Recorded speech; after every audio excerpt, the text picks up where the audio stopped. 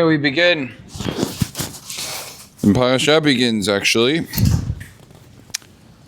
says, Beha'alotecha et hanerot. The mitzvah was given to Moshe to tell Aaron.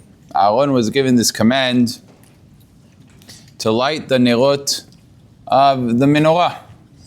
Of course, the menorah represents also, it says the Ramban, the future's time, where there's going to be the miracle of Hanukkah. And the Kohanim are going to light there as well. So Aaron was given really a dual mitzvah. One was present, one was future. The mitzvah of the present was to light in the Mishkan together with Beit HaMikdash. And then in future times, as we say, V'idliku nerot bechatzot kochecha, in the times of Hanukkah, that was a mitzvah also performed by the Hashmonaim, who were indeed Kohanim. The question is, why is this parasha begin with the menorah? And we know last week we ended the very long parasha, Parashat Naso, with the Hanukat HaMizbeach. And what's the correlation, the connection between Hanukat HaMizbeach and the lighting of the menorah? Rashi says, he says something very valuable, that Aaron felt bad. Why did Aaron feel bad? Because Aaron is from Shevet Levi. And Shevet Levi, if you go through all of the Nisim, and there were how many Nisim in last week's parasha? 12 Nisim, except that Yosef was really split to two, Menashe and Ephraim, which means that there should have really been 13, not 12. So somebody is missing. And if you look through carefully, you'll find out that Shevet Levi is not present, because the entire tribe of Levi did not donate. And that means that Aharon, who was the Nasi, who was the leader of the tribe, he didn't donate. And his whole entire tribe was sort of sidelined, it seems to be, from the donations of the Mishkan. So here you have everybody, Yehuda, Yisachar, Naphtali, all these great Shvatim, donating enormous gifts, enormous korbanot. What an honor, what a privilege to be able to get there in front of Al Vamisai and to offer your donation to the Mishkan. I mean, today, if you want to put it in today's terms, imagine, hopefully it won't be imagine, hopefully it will be a very soon reality. The Mashiach is going to be here, and Beit HaMikdash is going to need to be built. So what is it going to be built?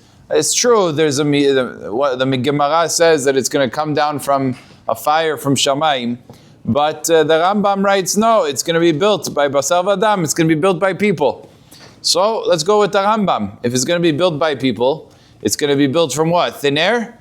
You're going to need workers. You're going to need money. You're going to need the best of the best stone. You're going to need the gold that's the most precious of the gold. The silver that's the best. People are going to have to step up and donate. Do you think it's going to take a long time to donate for the Beit HaMikdash? In probably 1 hour, once the news spreads on WhatsApp, right? All the news is going to have, everybody's going to have it on their status. In 5 minutes, the top fundraisers are already going to be raising probably to the tune of billions of dollars. For Beit HaMikdash, who's not willing to give? And that person who's going to donate the most, and he's going to be right there on the name of the Beit HaMikdash, right under Beit HaMikdash, is going to say, sponsored by blank Ov family, right? Some Ov is going to sponsor the Beit HaMikdash. There's been amazing zechut. So this is exactly what was happening. And it's not just on the building. Here it's in the Sefer Torah itself, right? I mean, how much better can you get? You're literally, all the sponsorships were written down in the Sefer Torah for all of Am Yisrael to read every single year, all the generations. Huge kavod. And a huge omission, because when you leave out Shevet Aaron, Shevet Levi, which is Aharon, all of a sudden that's like a very big glaring spot, like a bald spot. And Aaron felt terrible that he wasn't part of this. His Shevet felt terrible. So what does HaKadosh Baruch Hu tell Aaron? Don't worry about it. Shelcha gadol mishelaim. They might have had the korbanot, but you have the menorah. Nobody else is going to light the menorah. No one's be'tivo et hanerot. That's a mitzvah for the Kohanim to be the ones to prepare to light the menorah. That's your job, and it's unique and special to you. Now, I have a very basic question. Was there ever a command for the 12 tribes to light, to bring korbanot? Did Hashem say to Moshe, I want all the 12 tribes to bring korbanot? There is no such pasuk. There was no such command. every single one of the Shivatim that donated is exactly that. It was a donation. It means that they had no responsibility, no obligation. On their own, they went and they did. So if so, Aaron, instead of feeling bad, why don't you get together your whole Shevet? Why don't you get everybody together? Why don't you yourself just donate? Everybody else donated. Donate also. As the pshat is, the commentaries explain, you have to go back. You go back really 2 years beforehand, but you could say maybe 210 years beforehand. When Am Yisrael was in slavery, it says every single one of the tribes was a slave, except for Shevet Levi. Not because Shevet Levi was sidelined, only because they were doing amazing things. Paro said, I have a great business opportunity. You could invest a little bit of effort, make a ton of money. All of Am Yisrael said, that's great. That's exactly what we're going to do. We were looking for these types of jobs. And all of Am Yisrael runs to make the bricks. Paro himself lured them in by showing, like, I'm also doing it, such a good investment. I'm also spending money in this investment. Am Yisrael said, Paro is spending money. We should definitely spend money. The problem is they spent a lot more money and their time in this investment. And then Paro said, deal's over, now you're trapped. Now you're slaves. The only Shevet that was not enticed, that was just not interested, we're here to learn Torah. We're here to be yeshiva guys. B'nai Torah, we're the holding up the world. We're not going out and participating in Paro's endeavors and structures and buildings. That's not what we're here for. Shevet Levi stayed in the Beit Midrash and continued to learn. So now all of Am Yisrael is working as slaves, and Shevet Levi is busy with Talmud Torah. As Paro says to Moshe ve'Aaron, Lechu lesivlotechem. Why are you bothering with Am Yisrael? Why are you bothering with the suffering? You don't have to worry about it. You're not slaves. Go take care of your own business dealings. What do you have to do with me? Leave me alone. Leave the rest of Am Yisrael alone. You guys are good anyway. That's what he tells them. So now comes along Yetziat Mitzrayim, and Moshe was given a command to collect, to borrow all the gold, all the silver of the Egyptians. Now we know it wasn't a borrow, it was a keep. And why was it that Am Yisrael was allowed to keep the gold and silver of Mitzrayim? As the Gemara Masechet Sanhedrin says by Givya ben Pisisa, because they were owed a tremendous amount of money. Why were they owed so much money? Because they worked for free. And they're not free workers, they deserve to be paid. The Egyptians robbed them of all those years, really 86 complete years of torment and slavery that they were not paid for. So you're talking about over 600,000 men. It really was 5 times that amount.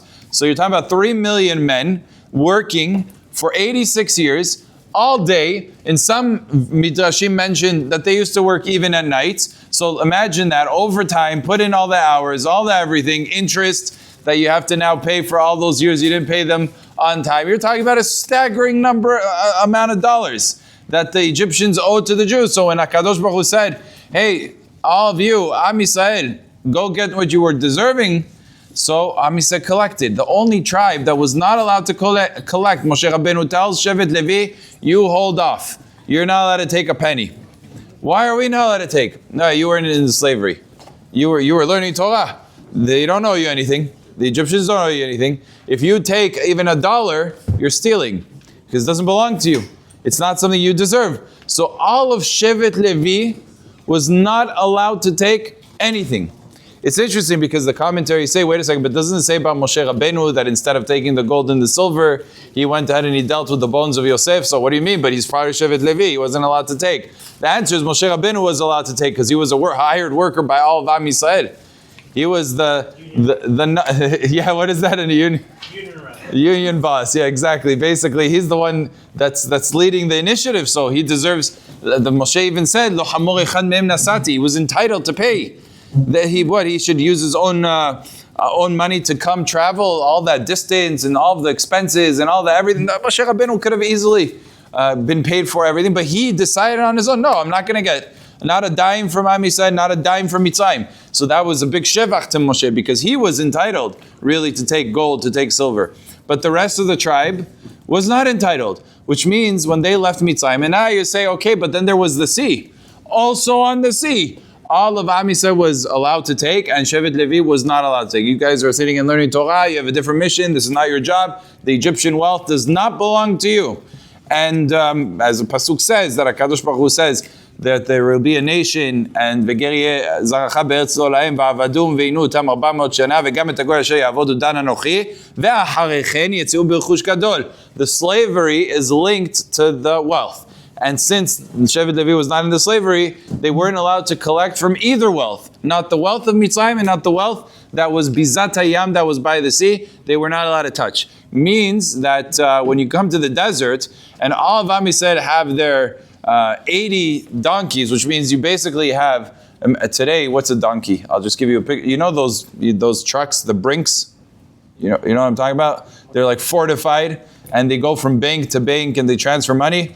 And they have, like in the back over there, they probably have stashes of hundreds of millions of dollars. And they're like, there's probably like a guard there with an AK-47 protecting at all times, because it's a lot of money that you're talking about. And it's being transferred from one place to another.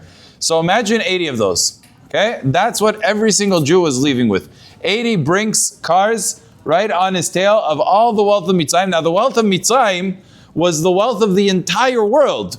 How so? Because when Yosef came down to Mitzrayim and there was a famine, everyone from the world invested and bought from the produce of Mitzrayim. So Mitzrayim amassed the wealth of every single country that existed by just being there, just existing. So you're talking about an enormous wealth that Am Yisrael was leaving Mitzrayim, but Shevet Levi was simply sidelined. So for every other tribe, it was pocket change. To be able to provide these korbanot were extremely expensive.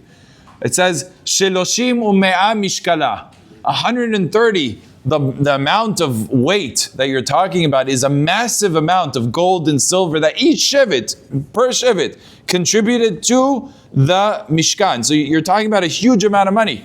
Every tribe was able to afford it, no problem. What do you mean? We're just going to collect a little bit from each, $1,000 from him, $1,000 from him, $1,000. You have a yeshiva guy. The all of Shevet Levi is a bunch of yeshiva guys. What are you going to collect? How are they going to afford to pay you $1,000? They're barely able to make ends meet. Do you want them to pay you $1,000? Well, you can't get that from the yeshiva guy. So Shevet Levi was stuck there. We want to donate. We want to be able to do, but they were extremely poor. So comes along HaKadosh Baruch Hu. Indeed, you know the people. There's a type of person out there. These are like usually it's the type that's mamash not religious, and they like to use religion as like a club against the religious people. So you have like a person who's not religious, and he comes to a religious person who's learning in yeshiva full time, living in a nice tzanua place, is basically in his own sphere, and he comes to him. I don't understand. Why don't you follow the Rambam? What Rambam? It says in the Rambam, you're not supposed to take money for teaching Torah, for learning Torah. You're taking Torah, you're teaching, you're learning. Didn't the Rambam say you're not allowed to do this? If anybody ever comes to you and asks you that, just tell him like this. If you could quote to me one other Rambam, I'll accept. If you can't even quote another Rambam, then everything you're saying means nothing, because you don't even know the Rambam. You have no idea about the Rambam. You can literally quote one halakha from it. Tell me one more Rambam that you know, just one. They're like, I don't know anything else. It's the only Rambam they know. But you should know, Rav Dov Landau, who's actually going to be coming next week. I just heard today that they're going to be coming to Chavetz Chaim. All the Keren Olam HaTorah, the major Rashi Yeshivot from Eretz Yisrael, they're coming to Queens, and they're going to be in Chavetz Chaim. I believe it's, I forgot when it's going to be, Tuesday night, maybe 5 o'clock, something like that. Keren Olam HaTorah. So it's a big kavod HaTorah to attend and to participate, to see the Gdolei Yisrael. And it's also in Chavetz Chaim, which is awesome. That's really cool. I never expected such a thing to happen in Chavetz Chaim. But Baruch Hashem, that's huge. The Maaser of Dov Landau, he one time showed somebody, he opened up the Tashbetz. The Sefer Tashbetz, he writes over there, he's one of the Rishonim, the later Rishonim. He says that when he was in Spain, he was a doctor. He learned medicine, and he would practice, and the Tashbetz, yeah. Tashbetz was a doctor, and he knew medicine, and he would make parnasah from it. But he had to escape because it was like very much anti-Semitism. It was like around the era of the Spanish Inquisition, and he had to run away from Spain.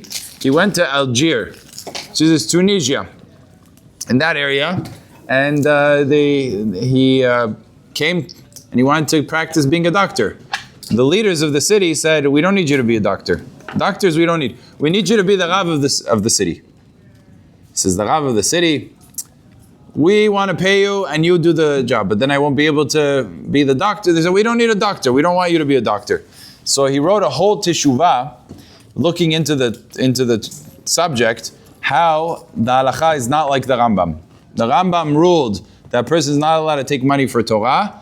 However, the Tashbetz said that that's not the halacha. Interestingly, fascinatingly, Hacham Rabbeinu Yosef Karo, the Baal Shulchan Aruch that we all follow, he wrote in the Kesef Mishneh on the Rambam. He has a whole massive piece, a huge piece, and he comes out that all of the Gdolei Yisrael disagreed with the Rambam, and the halacha does not follow the Rambam in this case. So it's interesting because usually the Shulchan Aruch followed the Rambam. And in this case, the Shulchan Aruch is posek against the Rambam. And we were not mekabel the horaot of the Rambam. We accepted the rulings of who? The Shulchan Aruch. So if the rulings of Shulchan Aruch, not only is it mutar, it's an obligation. A person who says, I'm going to be mahmir, is doing the wrong thing. And Bemet, Kol Am Yisrael was nimshach achar Shulchan Aruch and the rulings. So Dov Landau added that today the Rambam would agree. There's no question that if the Rambam saw our generation and that you cannot be both, there's no such thing. You can't go ahead and say, I'll be both, because it's going to take away from the brilliance of the Torah. I'll tell you a cute story that one time there was at the nomination of the cities in Eretz Yisrael, every city has a governor of the city, like in many places, right? So the governors were always in touch with the Rabbanim. And the Rabbanut has a lot of power. This is at the time that Hacham Ovadia was the Rav of the city. So before he became the chief rabbi of all of Eretz Yisrael, he was the Rav of the city. I believe it was in Tel Aviv. So he was the chief rabbi of Tel Aviv. And so there was an appointment, the new governor, mayor, one of the positions. And he comes to Hacham Ovadia and he says, Hacham Ovadia, what can I do to help? Hacham Ovadia said, we need more Talmudei Torah. You need more institutions. You see this building over here? Turn this building into a yeshiva. Well, this is an empty building. Let's use it for yeshiva. So the Rosh Ir wasn't exactly the most religious person in the world. He was mechabed, honored, respected, but he wasn't religious. I don't understand, Rav, why do we need so many Talmudei Torah? Every other day they open another Talmud Torah. Why do we need so many Talmud? How many cities do we have that we can appoint chief rabbis for every city? Well, we have 500 cities in Eretz Yisrael that we have a chief rabbi for this city, for that city. We need so many Talmudei Torah. So Hamvadia, without flinching, told him, the Gemara says, out of 1,000 students, you end up with one person that's Ba'alei Ora'ah. That's out of 1,000 students, maybe 100 of them know how to learn Chumash. Maybe if 10 of them will know how to read a Gemara very well, prowess in learning. But 1 out of 1,000, the Gemara says, will be a Moreh Hora'ah, will be able to be a posek, to be somebody that's experienced and take a question in halakha and dissect it, analyze it, give a psak halakha. 1 out of 1,000. He says 500. You telling me 500? You know what that ratio comes out? That comes out to half. You want a Hatzi Chacham, you know how much damage half a Chacham is going to do to the world? Hatzi Chacham is the worst. He started smiling. He smiles. I knew you were going to have an answer for me. I knew you were going to have an answer. But it's important, the Torah that's being learned is very valuable. Every bit of Torah, every ounce of Torah. So you have, a lot of times, the people that are in yeshivot, they're struggling. They're struggling because HaKadosh Baruch Hu purposely, He does it. Hashem has a plan. He wants the Bnei Torah, by and large, not every one of them, but many of them struggle financially, so that He can give zechut to all the people that are not able to learn. They don't know. They weren't raised with learning. They weren't raised with such a head. They're 40 years old. They finally discovered Judaism. They discovered their religion. They discovered their ancestors and Har Sinai. So now they want to learn a Gemara. It's not so easy for them to do it. But what is easy for them? They know business. They know they matzliach. So now they could support Torah. Oh, Baruch Hashem, they have a chelik in the Torah. So HaKadosh Baruch Hu designed the world where the Bnei Torah are in need of the outside world. So the outside world will have a zechut in that Torah. Unfortunately, sometimes the reality is, no, people say, HaKadosh Baruch Hu made the Bnei Torah poor because they shouldn't live comfortably. They should live like this, so why should I support them? That's how Hashem wanted it. Who thinks like that? It's a terrible way to think. We said, go over to a poor person. Will a doctor go over to a patient and he'll say to him, oh, you know why you're sick? Hashem wanted you to be sick. Goodbye. Of course he's going to go ahead and take care of him because he wants you to be zocheh in the mitzvah. He wants you to be the shaliach, to do the mitzvah. A poor person, so the rich person can support him. A ben Torah, so a person who is a businessman can go ahead and provide for him, that is capable of doing it. So Mimela, Kadosh Baruch Hu, many of the Avrichim, it's sort of the default. They're not living a lot. They maybe have a one bedroom. Some of them don't even have cars. I know friends that didn't have cars. They would go around from buses and shopping. They would take mamash kacha. Today you have apps. You don't have to even do anything, right? You press on the app and it brings everything to your door. But that would also be too expensive for them. They have to do it themselves because they have to save. In mamash, a lot of these people are living in very, very difficult conditions, but they're sameach, they're happy. What we would call difficult conditions. For them, it's the zchut of the Torah is the greatest thing. But Aaron, the kollel, they get from the kollel. Usually a person, once he gets married, he goes into kollel, and then the Rashi Yeshivot take upon themselves the responsibility, just like what you're seeing, Keren Olam HaTorah. Why are all these Rabbanim here? They have so much time on their hands that they're going ahead and vacationing in America and traveling from city to city. No, they should be learning and giving shiurim, right? Why are they out here? The answer is because they took a responsibility. They have 1,000 students in their yeshiva. They have to support them. They have to be the ones. You sit and learn. I'm the one taking achrayut. I take responsibility in order to make sure that the Torah will be continued. Although I did hear that they asked Rav Asher Arieli to join along with them because he's a major Magid Shiur in the Mir. Rav Asher Arieli is a tzaddik yesod olam. He's a lamdan. He's a big Talmid Chacham. He has a yeshiva, a shiur in the Mir that is the largest and most attended and most listened to lamdish shiur in all of Eretz Yisrael. Rav Asher. He's a gaon atzum. And he's a very humble person. You'd walk down on the street, you wouldn't know that he's anything special. He doesn't carry himself that way. He wears a regular black hat, has a jacket, mechubad, but he doesn't carry himself with like a whole entourage and gabayim and cars and none of that stuff. Mamash, a simple person. So they asked him to join along. He's a major Rosh Yeshiva. Join along. He said, listen to this. He said, 40 years, I haven't missed a single day of shiur. I should miss for this. He didn't want to go. They said, 40 years, you didn't miss a day? Continue. He's mamash korban tamid. I can't imagine. You know, if it means 40 years, I've only been alive 40 years. Every single day I've been alive, he hasn't missed a single shiur. He gives shiur in the morning, gives shiur at night, he never missed a shiur. That's an incredible thing to be able to say. But that shows you how great of a man he is, how special of a man. He comes to America, he doesn't miss a shiur. It means he never had, it's incredible, it's such an incredible story. Lema said, why did they go out? Because they took a responsibility. He happens to not be a Rosh Yeshiva. He's a Magid Shiur, so it was extra credit anyways. But the person who's a Rosh Yeshiva, he can't shirk the responsibility. It's his responsibility. So they come, they raise money, and then they support the yeshivot. So that's how the Bnei Torah live. But you know how much they get in Eretz Yisrael? You would laugh. It's like a joke. They get maybe 500 shekel, 1,000 shekel. You can't live. It's like $300 a month. Imagine getting $300 a month. And you have a family with 6 kids. So you can't buy anything with that. What can you do with it? But this is how they live. Their wives usually work. It's different things. But look, the entire Eretz Yisrael, all of Bnei Brak, all of Mea Shearim is one walking miracle. There is no mathematical way to explain what's going on over there. Because there's so many families that are essentially learning all day, Toratam Umanutam, and they have plenty of kids, plenty of expenses, and they're surviving. The answer is they're pashtut. They live very simple lives. They live lives that most of us will never be able to live. But when you live a simple life, you see that many of the expenses that you thought were essential are not so essential. And then you could live very comfortably, very happily. And they live very good, very happy lives. But all of this, one thing that's a sort of drawback is you're not able to participate in mitzvot like others. So you come to the Beit HaKnesset and all of a sudden you're Rosh Hashanah and they're selling aliyot. Or Yom Kippurim, and they're selling Ptichat HaEchad for the Neila. And you want to be a part of the action. You want to be the one to say 5,000, 6,000. And in the meantime, you see this person, 650, 7,000, 8,000. Wow, they're fighting back and forth. Like, I wish I could do that. I wish I could participate. I wish I could be part of this. He wants to go ahead and Maftir Yonah. He's arguing back and forth. The Maftir Yonah prices. That's amazing. And he's the poor yeshiva guy. He wants to read Maftir Yonah. He can't read Maftir Yonah. How am I going to read Maftir Yonah? I'm not going to be able to purchase such a thing. It's way out of my price range. Says HaKadosh Baruch Hu to Aaron, you feel bad that you're not able to participate in the Mishkan, in the contributions like everybody else? Don't worry.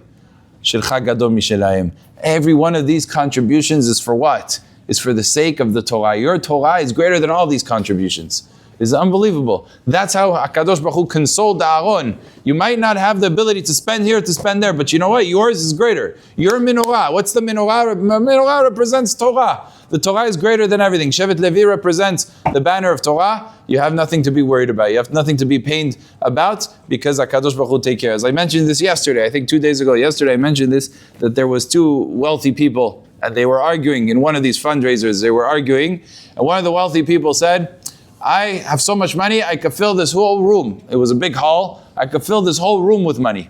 That's how much money I have. I have billions of dollars.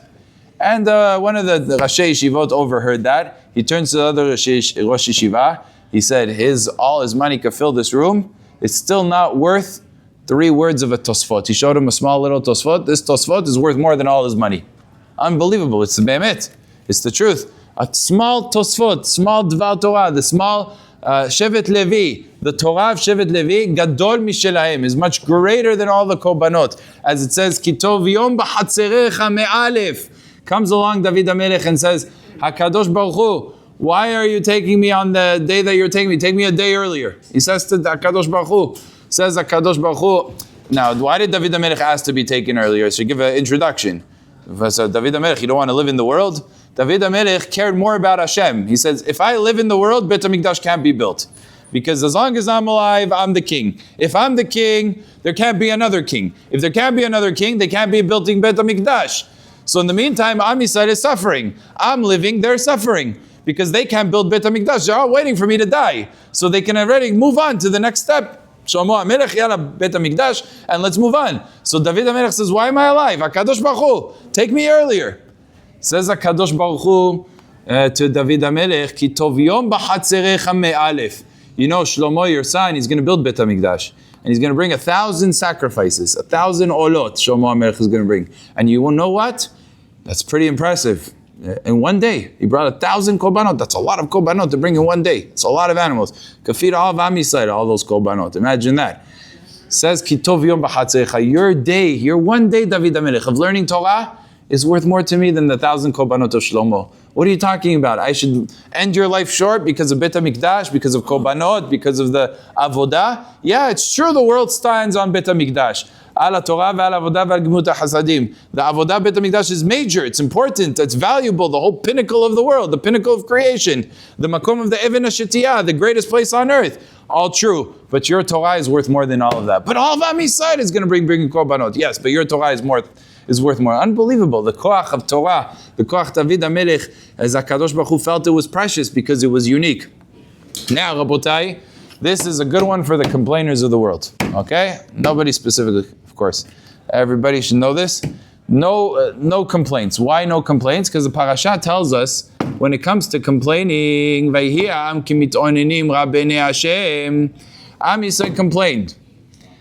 Now, they complained they wanted a few pshatim. One is they complained about the meat.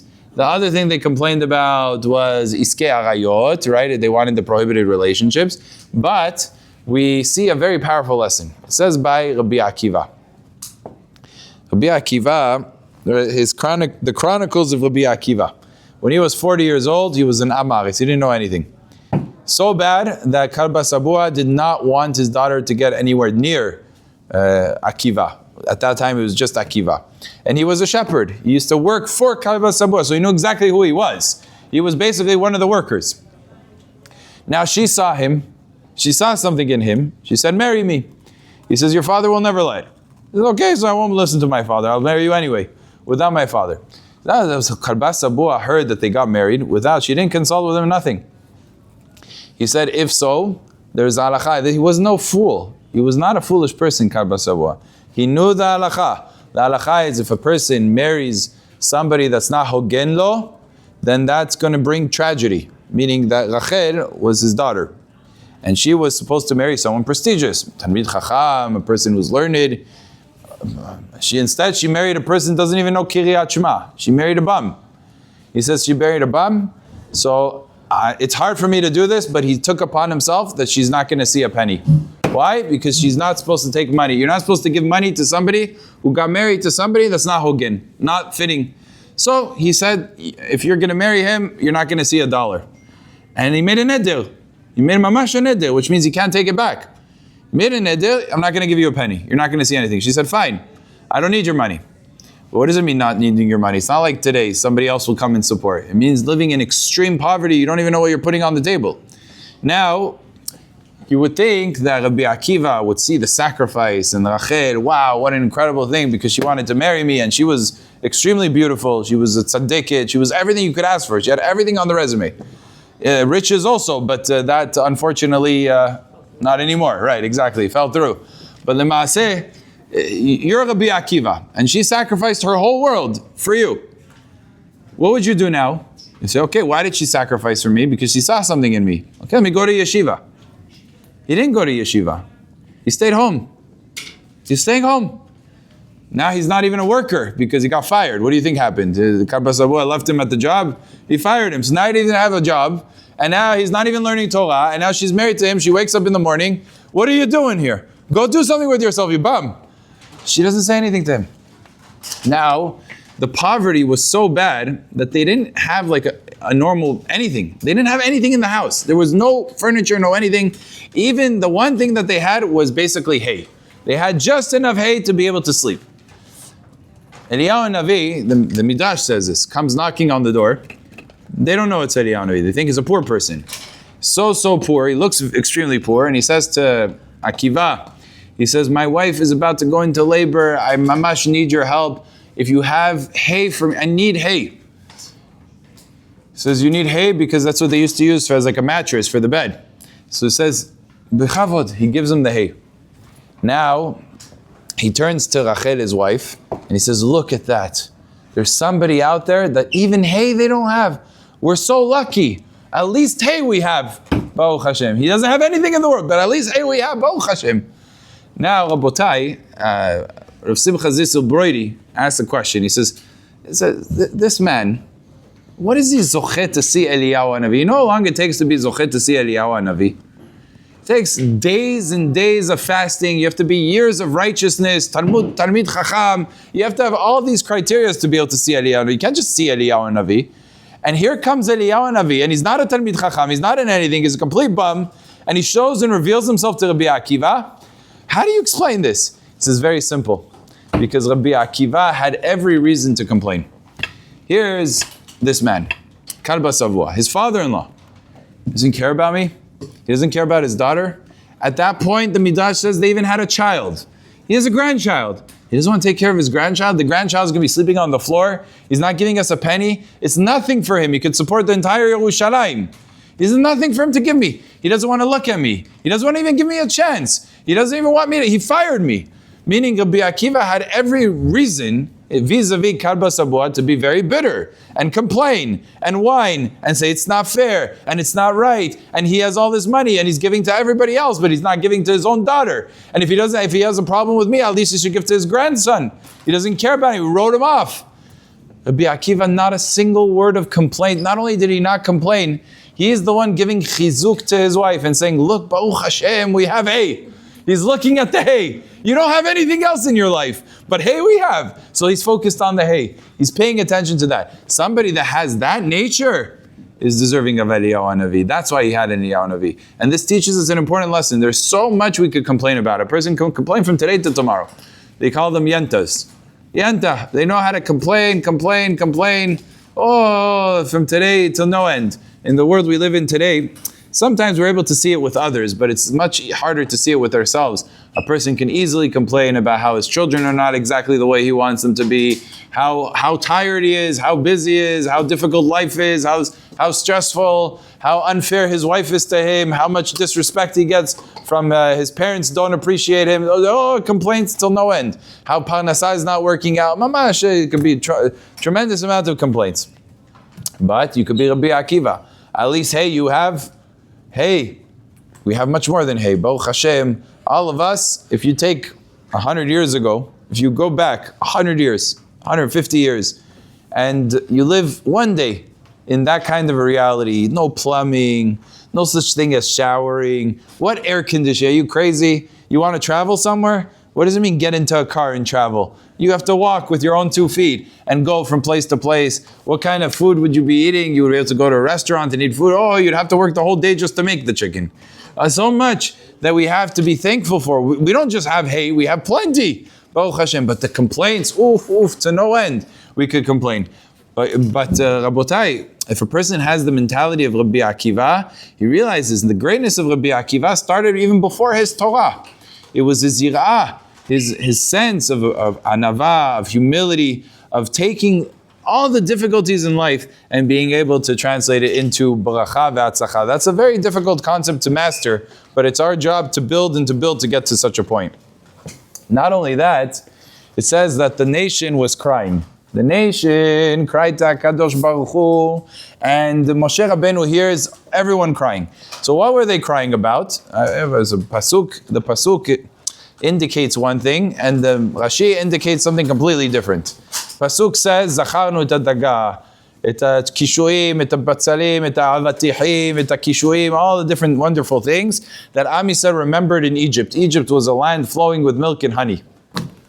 You knew that? Because of the Nile.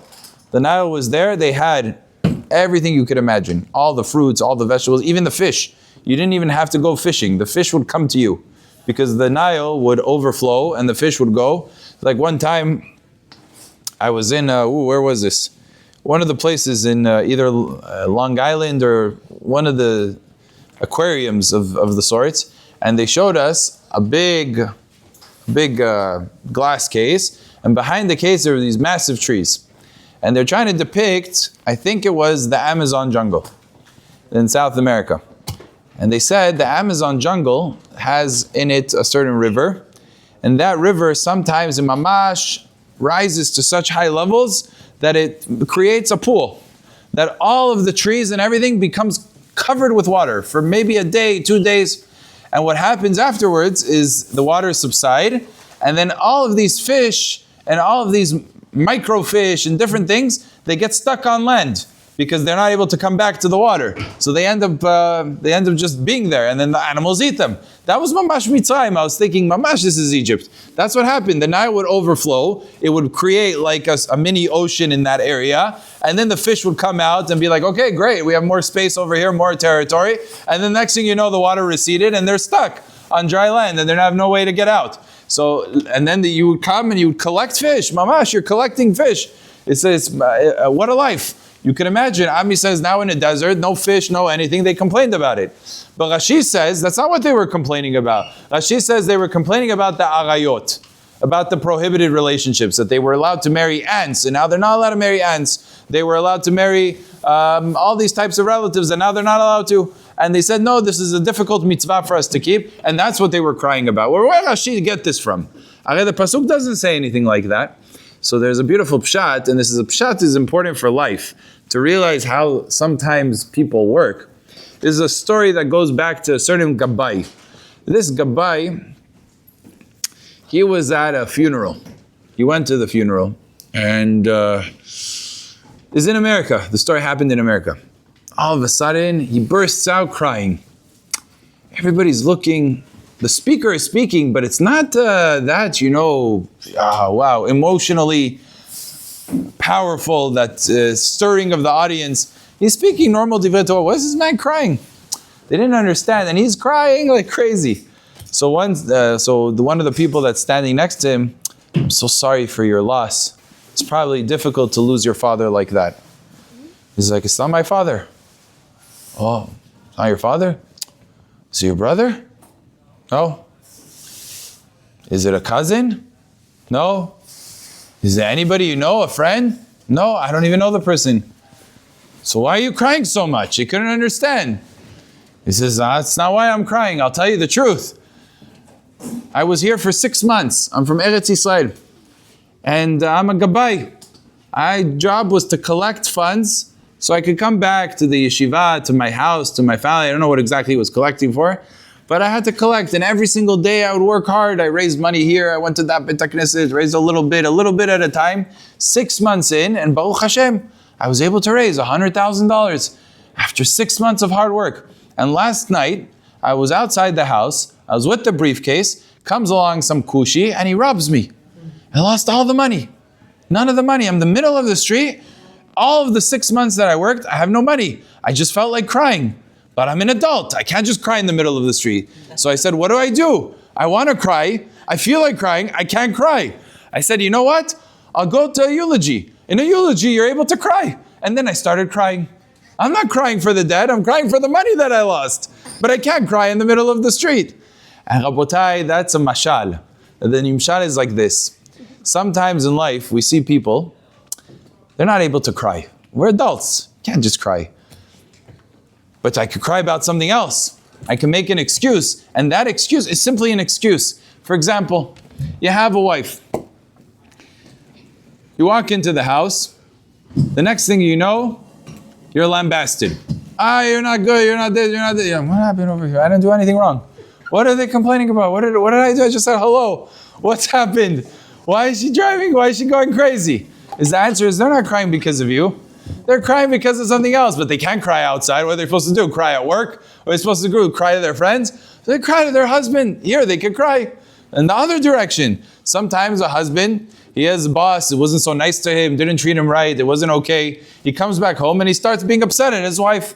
Why? Because at work, you can't get upset at anybody. But here, he could get upset. All of a sudden, he's upset. The wife doesn't realize what just happened. What did I do? How come I got? What did I do? Is everything okay? She doesn't realize he's not upset at you. He is upset because of work. He just can't get upset over there. So he came back home. Very important yesod. Gabayim must know this. Every Gabai must know. Sometimes the Gabai, all of a sudden, the Gabai does something, somebody screams at him. What's wrong with you? You lost your mind. They lose themselves. The Gabai is like, I don't know what I did wrong. Why is he so upset at me? He's not upset at you. He had a lot of problems at work. All of a sudden, he has a person he could scream at. He could say, Koban, and then they screamed at you. But he doesn't, you're not the problem. And you realize that in life, you'll notice this. Once you understand that this is the kochot hanefesh, it's human nature. Am Yisrael couldn't cry about the arayot. It's not respectful. What are you going to cry about? Prohibited relationships? Okay, so for the meat and the potatoes, that's a normal thing. Everybody complains about that. So that we can talk about. But to cry about arayot, we can't talk about that. We can't complain about that. Also, but that Kadosh Baruch Hu knows what the real crying is about. He understands. And it's our job also to pick up and to be sensitive. If something doesn't fit in, it's not adding up. It's not about me. It's not what's going on over here. And to be able to see beyond the surface sometimes is a very, very important tactic and skill in understanding human nature and how people are. One more story about Gabayim. We'll finish up with this. There's a story brought down in the Sefer Tiferet Yisrael. He brings down, it's called the Shadar. You heard of Shadar? You need to know this. You know Shadar means? No? Nobody knows? Wow. Shlucha de Rabbanan. Shlucha, the messenger, de Rabbanan. Shadar is a person who's sent from Eretz HaKodesh to collect funds on behalf of the Yishuv of Eretz Yisrael. It was very common 300 years ago, 500 years ago. These were times where there was such extreme poverty in Yisrael. They barely were able to put food on the table. People could die from hunger. And they would send out emissaries to go mamash from city to city, all over Europe. The Chida was an emissary. And this story is with the Chida, you'll see. But the Gabai at this place was in Tiberia. There's a bunch of Hasidim, and they were mamash struggling.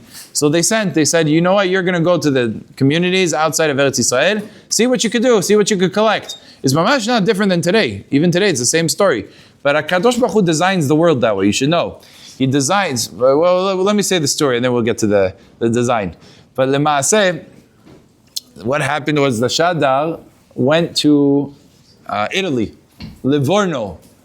And who was there at the time? The Hida, certain times of his life, because of publishing and because of fundraising, for various reasons, he lived in Italy. He was really from Eretz HaKodesh. He lived in Eretz Yisrael. He was born in Eretz Yisrael, he lived in Eretz Yisrael, but large parts of his life he lived in Italy. And Be'emet, this Shadar met the Hida, and he told him his struggles. I came, I have to collect funds. This is literally a matter of life and death. If I don't raise the necessary funds, people will die as a result of it. I don't know what to do. People aren't opening and are as generous as I expected them to be. I'm stuck. I'm going to go back and I'm not going to have what to show. Empty-handed. How can I do such a thing? I don't know what I should do. The Hida told him, listen, you're Hasidish. I'm Sfaradi. I have a masoret in how you can easily make a lot of money. There's something called Ta'anit Halom.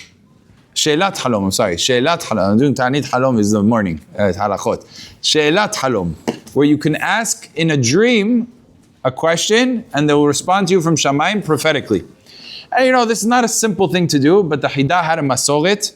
He had a tradition how to do it. He says, listen, in general, it's asul to do this.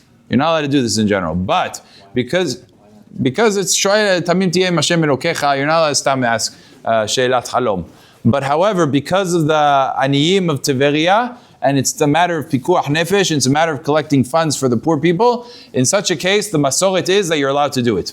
So he permitted it. He matir it to him, explained to him exactly what you're supposed to do. And he says, yeah, but what do I ask? He said, look, you're going to go to Vienna, Austria, the city of Vienna. Over there, they have a lottery. And the lottery is right about this time of the year. You're going to fill in a lottery ticket. You're going to do a She'elat Halom, what the numbers are, and you're going to win the lottery. It's a large sum of money. You're going to be able to take it back and go to Eretz Yisrael and be able to support all the Aniyim of Tiberia. Explain to him how to do the She'elat Halom. Sure enough, he goes to the city, he does the She'elat Halom, and they give him the numbers in the dream. He wakes up in the morning, he has a vivid recollection. All the numbers he remembered 100%. The last number, he was about 98% sure. He's pretty sure that it was a 6. There's a little bit of doubt in his mind, maybe a 9. But no, I think I remember it was a 6. So he says, I can't just use the funds. This is funds of Ekdish. I can't buy 2 lottery tickets. That's clearly a waste of money. I know it's the right number. He purchased 1 lottery ticket, all the numbers, last number 6. They do the lottery. Turns out every single number was correct, but the last number was a 9. It wasn't a 6. He got it wrong. He didn't remember the dream right.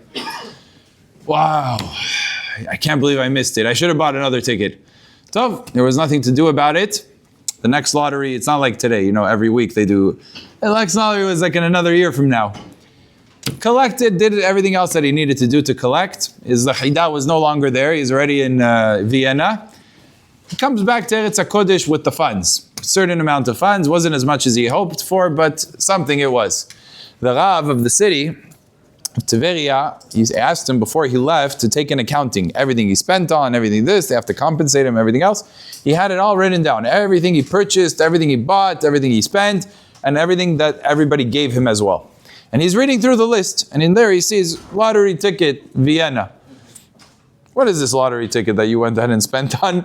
He asks him, well, he tells him the whole story. The Hida told me, and I went to and I went to Vienna, and I had the numbers, and I was 100% sure, it was 99 bemit, I was for sure going to win. It didn't end up working that way. He says, no, you have no right to spend on this. Even if you won, you wouldn't have had a right to spend on this. Harei HaKadosh Baruch Hu doesn't need your help. Hashem doesn't need you to raise for His aniyim. The reason why you're sent to these places is so that you're able to be mizakeh. There are people that live in Tiberia that need help. All the Jews that live outside of Eretz Yisrael have no other way of being able to help Eretz Yisrael. They can't live there, so how else are they going to be considered like the Avnei Nezer writes? A person who supports Eretz Yisrael is like he's living in Eretz Yisrael. How else are they going to be able to live there? So you are tasked with the job to go around and to collect from all of Am Yisrael to give him that zechut. Hashem doesn't need your help to support the aniyim. He doesn't need your solutions and your inventions and your plans in order to support. He could do it without you. Your job is to be mizakeh all those around, and therefore you wouldn't have been able to take it out of the funds of the aniyim. So it shows you again an incredible thing. You're telling me, but the Chida said you could, right? It's a very important question, right? Chida said you could. Chida is working on a different wavelength. He has a different mindset. There's a different relationship to HaKadosh Baruch Hu. There's a Hasidic relationship and the Sfaradi relationship is different things. And Lemaaseh, though, it's a very important hashkafa. The hashkafa of it remains true that we're not here to assist HaKadosh Baruch Hu. HaKadosh Baruch Hu doesn't need our assistance. He doesn't need our help. He doesn't need so He will support. He'll take care of, with or without us. It's an opportunity for us to become part of that zechut, to become part of that merit. That's the responsibility. That's what it's all about. And really, that segues perfectly into the Keren Olam HaTorah. That's why it's important. They're going to be coming, I guess, Tuesday night at 5 o'clock to Queens. Anybody that's able to help the Torah of Eretz Yisrael, these are major yeshivot, these are the big time yeshivot of Eretz HaKodesh, they should be able to help, they should be able to participate. Will HaKadosh Baruch Hu take care of the Bnei Yeshiva? Of course He will. Lo alman li Yisrael. But we want the zechut, we want the merit. We live here in America, we want to live in Eretz Yisrael, we love to live there. We can't live there. Okay, you have a heter to live in America, wonderful. You support the Torah of Eretz Yisrael, it's like you're living in Eretz Yisrael. That's Avnei Nezer says that. And that, Rabotai, is going to be mechazik the whole entire Olam HaTorah, and this is part of the message and mission that we have in the world that we live in. Baruch Adonai le'olam, amen ve'amen.